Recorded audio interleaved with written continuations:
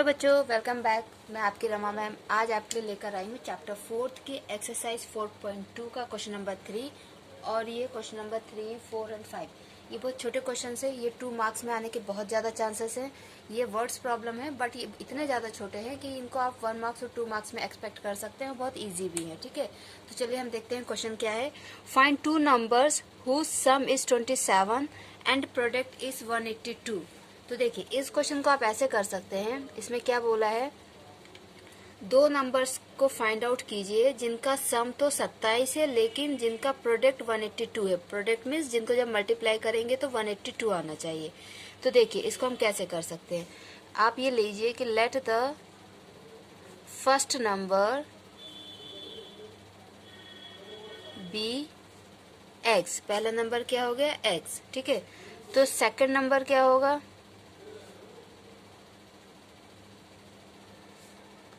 27 minus x. कैसे, ये मैं समझाती हूँ। देखिए, अगर हमने फर्स्ट नंबर x माना है और सेकंड नंबर हमने y माना है, ठीक है। आप सेम क्वेश्चन इस तरीके से भी कर सकते हैं। अगर आपको ये समझने में प्रॉब्लम होती है तो आप इस तरीके से समझ सकते हैं कि चलिए फर्स्ट नंबर हमारा x हो गया और सेकंड नंबर हमारा y हो गया। अब मैं दोनों में आपको डिफरेंस बताऊंगी, ठीक है। तो अब उनने क्या बोला कि दोनों का सम कितना है, 27। दैट मीन्स फर्स्ट कंडीशन के अकॉर्डिंग, ठीक है, फर्स्ट कंडीशन के according x plus y is equal to 27। X plus y क्या हो गया, 27, ठीक है। तो x इक्वल टू क्या होगा, 27 माइनस वाई, या फिर y इक्वल टू क्या होगा, 27 माइनस एक्स। मीन्स अगर पहला नंबर हमारा x है तो दूसरा नंबर ऑब्वियसली क्या होगा, दूसरा नंबर ये हुआ ना। तो पहले नंबर को जब हम सम में से माइनस कर देंगे तो दूसरा नंबर आ जाएगा। तो ये जो है हमने यहाँ पे किया इस तरीके से कि पहला नंबर हमारा x है तो दूसरा नंबर क्या होगा, सम में से फर्स्ट नंबर को माइनस करना, ठीक है। अगर दिक्कत है इसको समझने में तो ये तो आपको आसानी से समझ में आ जाएगा कि फर्स्ट नंबर हमने x लिया, सेकंड नंबर हमने y लिया और फर्स्ट कंडीशन के अकॉर्डिंग x प्लस वाई हमारा 27 के बराबर हो गया, ठीक है। अब क्या कह रहे हैं, दोनों नंबर का प्रोडक्ट 182 है। मीन्स सेकंड कंडीशन के according x into y is equal to 182। अब यहाँ से हम x या y की वैल्यू निकाल के यहाँ रखेंगे। जैसे हमने यहाँ पे x की वैल्यू निकाली 27 माइनस वाई, ठीक है। 27 माइनस वाई हमने ये जो x की वैल्यू यहाँ पे समझाने के लिए आपके लिए निकाली थी, तो इसको हम यहाँ रखेंगे। तो क्या होगा, x के जगह हम रखेंगे 27 minus y into y is equal to 182। 27 y minus y square minus 182 is equal to 0। Then minus y square plus 27 y minus 182 is equal to 0, ठीक है। हम माइनस साइन कॉमन ले लेंगे तो हो जाएगा y square minus 27 y plus 182 is equal to 0। ये हमारी क्वाड्रेटिक इक्वेशन आ गई इस तरीके से, ठीक है।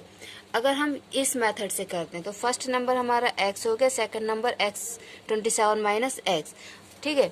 अब उन्होंने क्या कंडीशन दी है हमको कि दोनों नंबर का प्रोडक्ट है 182। Means x into 27 minus x is equal to 182। So 27x minus x square minus 180, okay, 1 minus 182 is equal to 0। अब देखिए, हम इन सब को अरेंज करेंगे तो minus x square plus 27x minus 182 is equal to 0, x square minus 27x plus 182 is equal to 0। हमने क्या किया, माइनस साइन कॉमन लिया, मीन सबके साइन चेंज कर दिए क्योंकि फर्स्ट टर्म को हमें पॉजिटिव बनाना था।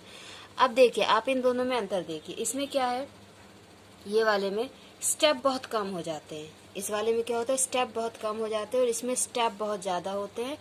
आप ये मान लीजिए कि इस पैटर्न में आपको इससे हाफ टाइम एक्स्ट्रा लगेगा। जैसे अगर आपको इसमें 1 मिनट लगा है तो इसमें 1.5 मिनट लगेगा। बट दोनों में डिफरेंस ये है कि ये वाला इजीली समझ में आ जाता है। तो आप इसकी प्रैक्टिस करके इसको कर सकते हैं, ठीक है, या फिर आपको जो सही लगे आप उसको कर सकते हैं। मैंने आपको दोनों तरीके से बता दिया है। अब ये क्वाड्रेटिक इक्वेशन बन गई। देखिए, यहाँ तक तो सेम है। अब क्वाड्रेटिक इक्वेशन बन गई। अभी तक आपको क्या फैक्टराइजेशन मेथड बताया, तो हम इसको फैक्टराइजेशन मेथड से करेंगे। तो अब इसमें देखिए, a आपका 1 है, b आपका माइनस 27 है और c आपका 182 है। तो a इंटू सी कितना होगा, 182 होगा। अब आप ऐसे 2 नंबर ढूंढिए जिनका प्रोडक्ट 182 182 होगा। ठीक है, तो ये 182 क्या है, थोड़ा बड़ा नंबर है, तो आप इसको ना एलसीएम की हेल्प से कर सकते हैं। बाकी 182 91 इंटू 2 भी 182 होगा। और क्या हो जाएगा, तो इसको एलसीएम की हेल्प से कैसे करेंगे, देखिए यहाँ पे हम एलसीएम लेते हैं 182 का 91, फिर 91 किसके 13 के टेबल में आता है। ओके, 13 के टेबल में आता है 90। ओके, तो कितने, ये आपका एलसीएम आया। दैट मीन्स कि इनके किसी कॉम्बिनेशन से हमको दो नंबर मिलेंगे। तो देखिए 2 7 जो होता है 14, और 14 प्लस 13 तो होता है 27। मतलब आपके वो दो नंबर कौन कौन से, 14 और 13। तो अगर कभी भी आपको कोई बड़ा नंबर मिल जाए तो आप हमेशा उसको ना एलसीएम की हेल्प से करेंगे। ओके, तो वो दो नंबर हमको मिल गए हैं, x square minus 13x minus 14x plus 182 is equal to 0। X यहाँ से कॉमन लेंगे तो x माइनस 13, और यहाँ से 14 कॉमन लेंगे तो x minus 13 is equal to 0। So x minus 13 x minus 14 is equal to 0। तो वो दो नंबर देखिए, x इक्वल टू एक तो आ जाएगा 13 और एक आ जाएगा x इक्वल टू 14। तो हम किसको लेंगे, इफ़ अगर x हमारा 13 होगा तो ये फर्स्ट नंबर हमारा 13 होगा, तो सेकंड नंबर हमारा 14 होगा। ठीक है, और अगर फर्स्ट नंबर हमारा 14 होगा तो सेकंड नंबर हमारा 13 होगा। क्लियर, इस तरीके से आपको ये करना है। बहुत शॉर्ट आंसर है ये, बस आपको थोड़ा सा प्रैक्टिस करना है, समझना है, आंसर इजिली आ जाएगा। ओके, अब हम देखते हैं question number 4। Okay, so now this is your question number 4. Find the two consecutive positive integers, sum of whose squares is 365. तो इसको भी आप पहले x एंड y लेके भी कर सकते हैं या फिर सिर्फ x लेके कर सकते हैं। देखिए यहाँ पे मैं एक चीज ये आपको क्लियर करना चाहती हूँ कि जरूरी नहीं है कि सिर्फ और सिर्फ लीनियर इक्वेशंस में ही हम x और y वेरिएबल यूज करें। आप क्वाड्रेटिक इक्वेशन में भी x एंड y यूज कर सकते हैं। फिर ऑटोमेटिकली क्या होता है कि फर्स्ट कंडीशन से हम x की वैल्यू y के टर्म्स में या y की वैल्यू x के टर्म्स में निकाल के सेकंड कंडीशन में हमको रखना पड़ता है, और उससे हमको क्वाड्रेटिक इक्वेशन मिल जाती है। तो क्वेश्चन चाहे लीनियर का हो चाहे क्वाड्रेटिक इक्वेशन का हो, आप x एंड y यूज कर सकते हैं। बस क्वाड्रेटिक में ये एक आपके लिए प्लस पॉइंट होता है कि अगर आप y यूज नहीं करते हैं, सिर्फ x के टर्म्स में इक्वेशन निकालते हैं डायरेक्ट, तो आपके स्टेप्स बहुत कम हो जाते हैं, उससे आपका टाइम बचता है। ठीक है, तो देखिए अगर हमने फर्स्ट नंबर कॉन्सिक्यूटिव बोला है, मैं इसका मतलब आपको पहले ही बता चुकी हूँ अपने वीडियो में। कॉन्सिक्यूटिव मीन्स होता है बैक टू बैक, लगातार जो नंबर होते हैं, जैसे 11 12 15 16 20 21 100 एंड 101। ठीक है, तो अगर फर्स्ट नंबर, ठीक है, अगर हमने फर्स्ट नंबर x लिया है तो सेकंड नंबर हमारा हो जाएगा x प्लस 1। ठीक है, अब उन्होंने क्या बोला, सम ऑफ हुज स्क्वायर्स, मतलब वो जो दो पॉजिटिव कॉन्सिक्यूटिव इंटीजर्स हैं उनके स्क्वायर्स का सम, उनके स्क्वायर्स का सम। तो हम इनका स्क्वायर्स लिख लेते हैं। इनका स्क्वायर्स क्या होगा, एक्स स्क्वायर, और इसका क्या हो जाएगा एक्स प्लस 1 होल स्क्वायर। ये गलती मत कीजिए कि करिएगा कि x square plus 1, no, x plus 1 का होल स्क्वायर। ठीक है, हमने स्क्वायर कर दिया। अब अगर हम ये सेम क्वेश्चन x और y के टर्म में करना चाहें तो कैसे करेंगे, हम फर्स्ट नंबर लेंगे x, सेकंड नंबर हम लेंगे y। ठीक है, फिर हम क्या करेंगे, दोनों का स्क्वायर करेंगे। दोनों का स्क्वायर क्या हो जाएगा, एक्स स्क्वायर और y स्क्वायर। फिर उन्होंने क्या बोला, सम ऑफ हुज स्क्वायर्स इज 365। ठीक है, अब देखिए इसमें क्या है कि दोनों कॉन्सिक्यूटिव नंबर्स हैं, तो क्या होगा कि अगर हमने फर्स्ट नंबर x लिया है, ठीक है, और सेकंड नंबर हमने y लिया है, तो उसमें ये होगा कि जो y होगा वो x से 1 ज्यादा है। ठीक है, तो यहाँ पे ये कंडीशन बनेगी कि x minus y is equal to 1, तभी तो x इक्वल टू क्या होगा, 1 प्लस वाई। ठीक है, x इक्वल टू क्या होगा, 1 प्लस वाई। ओके, अगर आपको दिक्कत आ रही तो आप इसको ऐसे समझिए कि x आपका 12 है और आपका y जो है वो 12 है और x आपका 13 है। तो x इक्वल टू आप क्या लिखेंगे, y plus 1 means x is equal to 12 plus 1, x is equal to 13। ऐसे ही लिखेंगे ना, कॉन्जिक्यूटिव नंबर्स तो यही हुए ना कि एक के बाद एक, ठीक है। तो ये सिर्फ एग्जाम्पल समझाने के लिए आप होता है। अब आप क्या करेंगे, उनने क्या बोला है, सम ऑफ हुज स्क्वायर्स, आप दोनों के स्क्वायर्स का सम करेंगे 365। अब यहाँ पे आप x की वैल्यू रखेंगे 1 plus y whole square plus y square is equal to 365। तो अब यहाँ पे क्या हुआ कि आपके लिए ना ये जो चीज़ है, ये स्टेप्स आपके लिए बढ़ गए हैं, 3 स्टेप्स आपके लिए बढ़ गए हैं। वो भी तब जब हम बहुत शॉर्ट में कर रहे हैं, आप बहुत अगर डिस्क्राइब करके करेंगे तो 1-2 स्टेप्स और भी हो सकते हैं। तो इन स्टेप्स को से बचने के लिए या अपना टाइम सेव करने के लिए ये मेथड ज़्यादा सही होता है। लेकिन सबसे ज़्यादा प्रायोरिटी किसकी होती है कि हमारा आंसर सही होना चाहिए, मेथड सही होना चाहिए और हमारा आंसर सही होना चाहिए। तो अगर आपको इसको समझने में प्रॉब्लम आ रही है तो ये बेटर है कि आप नहीं करें क्वेश्चन को और बिल्कुल भी ना समझे, इससे अच्छा है कि थोड़ा लेंथी वाला समझ लें। क्लियर? प्रायोरिटी आपकी क्या होनी चाहिए कि हमारा आंसर सही होना चाहिए और मेथड भी सही होना चाहिए। ओके, तो अब हम इस तरीके से करते हैं। सम हमने स्क्वायर कर लिया, अब दोनों का सम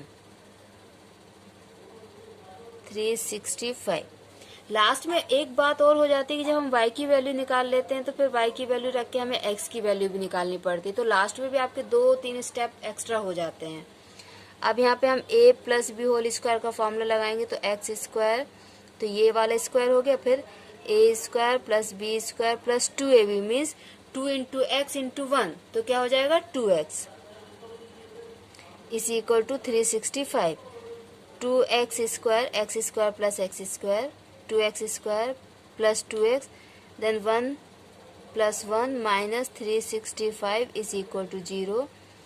2x square plus 2x minus 364 is equal to 0। अब ये बहुत बड़ी डिजिट हमको मिलने वाली है फैक्टराइजेशन के लिए, क्योंकि a आपका 2 है और c आपका माइनस 364 है। तो ऐसे दो नंबर चाहिए जिनका प्रोडक्ट करने पे हमें कितना मिलना चाहिए, 364 इंटू 2, 8, 2, 1, 728 और प्लस माइनस करने पे 2 आना चाहिए। तो ऐसे दो नंबर हम इसको एलसीएम की हेल्प से करते हैं, या फिर आपको 728 किस किस के टेबल में आता है ये पता होना चाहिए, हम एलसीएम की हेल्प से करते हैं। तो देखिए हमने यहाँ पे एलसीएम ले लिया, तो क्या आया, 2 से पहले हम करेंगे तो 364, फिर 2 से करेंगे तो 182, फिर 2 से करेंगे तो 91, और हमको पता है 91 13 के टेबल में आता है 7 टाइम्स। अब देखिए इससे बहुत आसान हो जाएगा। देखिए 2 2 जा 4, 2 2 जा 4, 4 7 जा 28। ओके, अब बचा 2 और 13, 2 इंटू 13 26। तो 28 और 26, 28 में से आप 26 माइनस करेंगे तो 2 आएगा। तो वो दो नंबर कौन से हुए, 28 और 26। अब देखिए आपका जो a इंटू सी आएगा मीन्स ये आपका माइनस में है, तो आपके पास 26 और 28 दो नंबर हैं। इन दोनों में से किसको माइनस में लेंगे, आपका ये आंसर पॉजिटिव में है, मीन्स आप इसको माइनस में लेंगे। तो 28 में से 26 को माइनस करेंगे तो 2 आएगा पॉजिटिव में, और जब इन दोनों को मल्टीप्लाई करेंगे तो प्रोडक्ट आएगा नेगेटिव में।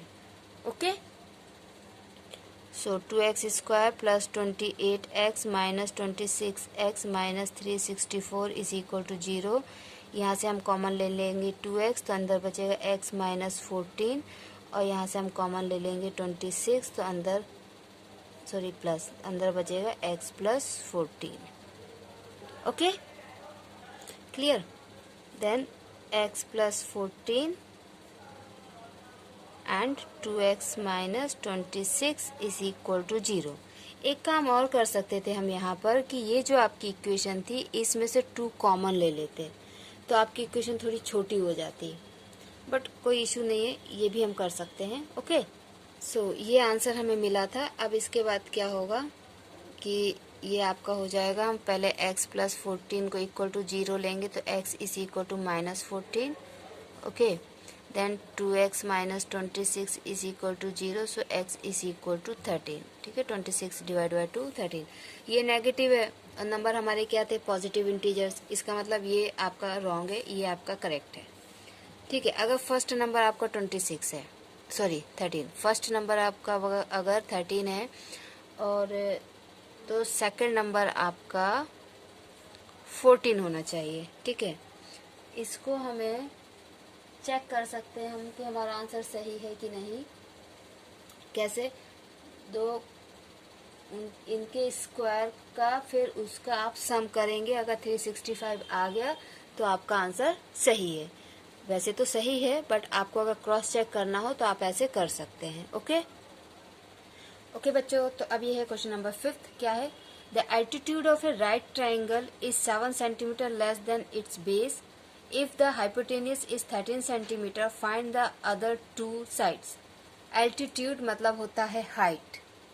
ओके, एल्टीट्यूड मतलब क्या होता है? हाइट। तो एक राइट एंगल ट्राइंगल में दो हाइट हो सकती हैं। आप या तो इसको हाइट लीजिए तो ये बेस हो जाएगा, या फिर इसको हाइट लीजिए तो ये बेस हो जाएगा। ठीक है, इंटरचेंज हम कर सकते हैं। बस हाइपोटेनस इसकी फिक्स होती है। हाइपोटेनस दी हुई है 13 सेंटीमीटर।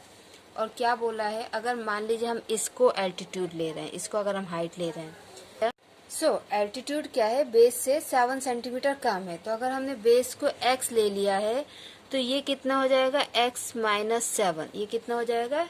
x minus 7। ओके, तो हम यहाँ लिख देते हैं let base is equal to x centimetre, therefore altitude is equal to x minus 7 centimetre. Okay, और हाइपोटेनस तो आपको दिया ही है पहले से 13 सेंटीमीटर। अब हम यहाँ पे यूज करेंगे पाइथागोरस थ्योरम। हमारे पास बेस है, हाइट है और हाइपोटेनस है। ठीक है, बस ये है कि हमें x के टर्म्स में बेस और एल्टीट्यूड है, तो पाइथागोरस थ्योरम हम यूज करेंगे, उससे हमको क्वाड्रेटिक इक्वेशन मिलेगी।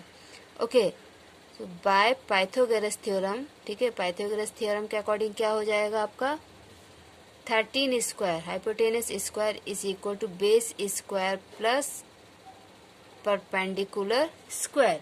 Okay, 169 is equal to x square plus 49 minus 14x। 169 is equal to 2x square plus 49 minus 14x। तो अब इसको हम कर देंगे ऐसे 2x square plus 49 minus 14x, और इसको इस तरफ लाएंगे तो minus 169 is equal to 0। 2x square plus 49 minus 14x minus 169। 169 में से 49 माइनस करेंगे तो 9 में से 9 गया 0, 6 में से 4 गया 2, 120 minus 14x is equal to 0। अब हम फिर से 2 कॉमन ले लेंगे तो ये हो जाएगा x square minus 7x minus 60 is equal to 0। और ये 2 क्या होगा? यहाँ जाके मल्टीप्लाई होगा तो 0 हो जाएगा।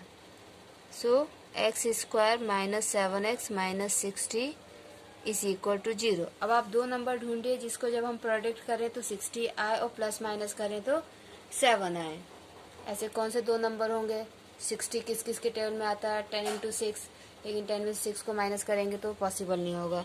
सबसे शॉर्ट होता है एलसीएम से सॉल्व करना। 2 2 जा 4, 4 3 जा 12, 12 माइनस 5 7, करेक्ट। ओके, तो ये हो जाएगा x square minus 12x plus 5x minus 60 is equal to 0। X हम कॉमन लेंगे तो x माइनस 12, यहाँ से हम 5 कॉमन लेंगे तो x minus 12 is equal to 0। x minus 12 x plus 5 is equal to 0। तो हमारा आएगा x इक्वल टू 12 और x इक्वल टू माइनस 5। तो क्या होता है ना कि हाइट जो होती है ना वो सेंटीमीटर मीटर में होती है, लेंथ में होती है। ठीक है, वो कभी नेगेटिव नहीं हो सकती। तो ये हमारा रॉन्ग होगा, ये हमारा करेक्ट होगा। दैट मीन्स कि बेस आपका 12 आएगा। बेस आपका क्या हो जाएगा? 12। एल्टीट्यूड 12 माइनस 7 आपका 5 centimetre. Okay, so this is your answer for this question. अब एक क्वेश्चन और बचा है, उसको भी हम सॉल्व कर लेते हैं। इस एक्सरसाइज के तो वैसे सारे ही क्वेश्चन बहुत इंपॉर्टेंट है, तो सिक्स्थ क्वेश्चन कुछ ज़्यादा इंपॉर्टेंट है, तो इसको आप ध्यान से समझिएगा। A cottage industry produces a certain number of pottery articles in a day.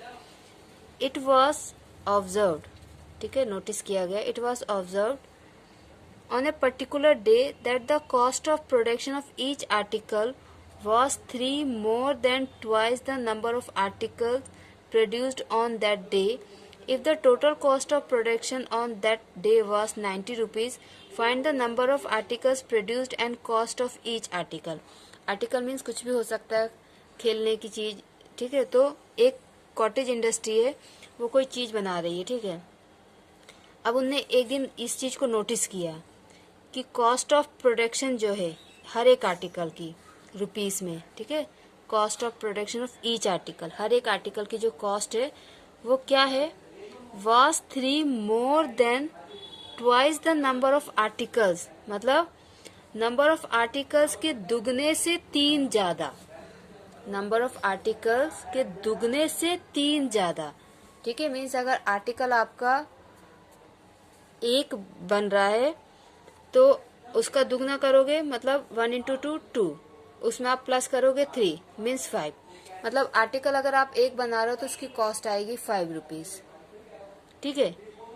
क्या लिखा है, cost of production of each article was 3 more than twice the number of articles produced on that day. Clear. If the total cost of production, उस particular day उन्होंने ये निकाला कि total cost कितनी लग रही है, तो उस दिन प्रोडक्शन की कॉस्ट लगी है 90 रुपए। अब आपको ये बताना है कि उस दिन कितने आर्टिकल्स बनाए गए हैं और हर एक आर्टिकल की कॉस्ट क्या होगी। ओके ओके, तो उन्होंने हमसे क्या पूछा है, find the number of articles produced and the cost of each articles. तो जो हमसे पूछा जाता है वही हम मान के चलते हैं। तो यहाँ पे हम मान लेते हैं let the number of articles is equal to x. कितने आर्टिकल्स उस दिन प्रोड्यूस किए गए, एक्स। अब उन्होंने क्या बोला है कि जो कॉस्ट है आर्टिकल्स के दुगने से 3 ज्यादा है, ठीक है। तो कॉस्ट क्या हो जाएगी, दुगना मीन्स 2x, 3 ज्यादा मीन्स +3। जब ज्यादा होता है तो हम प्लस करते हैं, जब ट्वाइस और थ्राइस होता है तो हम मल्टीप्लाई करते हैं। ओके, जब ट्वाइस थ्राइस होता है तो हम मल्टीप्लाई करते हैं, और जब ज्यादा होता है इंक्रीज्ड बाय, ठीक है, एडेड बाय, तो उसमें हम प्लस करते हैं। ओके, तो ये कॉस्ट हो गई। अब आप देखिए, छोटा सा एग्जांपल समझिए। अगर आपने 10 पेंसिल खरीदी हैं और हर एक पेंसिल की कॉस्ट है 2 रुपए, ठीक है, 10 पेंसिल खरीदी और हर एक पेंसिल की कॉस्ट क्या है, 2 रुपए। तो टोटल कॉस्ट कैसे निकालेंगे आप, 10 इंटू 2 करेंगे, है ना। तो अब आप ये सोचिए कि आपके पास आर्टिकल्स हैं x और हर एक आर्टिकल की कॉस्ट है ये, तो आप इन दोनों का अगर मल्टीप्लाई कर देंगे तो आपको टोटल कॉस्ट मिल जाएगी, है ना। और यहाँ पे आपको टोटल कॉस्ट दी हुई है 90 रुपीज, मतलब x into 2x plus 3 is equal to 90, क्योंकि ये भी टोटल कॉस्ट है, ये भी टोटल कॉस्ट है, तो दोनों एक दूसरे के बराबर होंगे। क्लियर। अब हम ब्रैकेट खोलेंगे, 2x square plus 3x minus 90 is equal to 0। अब देखिए, आपका a है 2, b है 3 और c है -90, तो a इंटू सी कितना हो जाएगा, -180। अब आप ऐसे दो नंबर ढूंढिए जिनको हम प्रोडक्ट करें तो 180 आए, और जब जिसको हम प्लस करें तो 3 आए। तो एलसीएम की हेल्प से हम ऐसा करेंगे, बहुत आसान हो जाता है।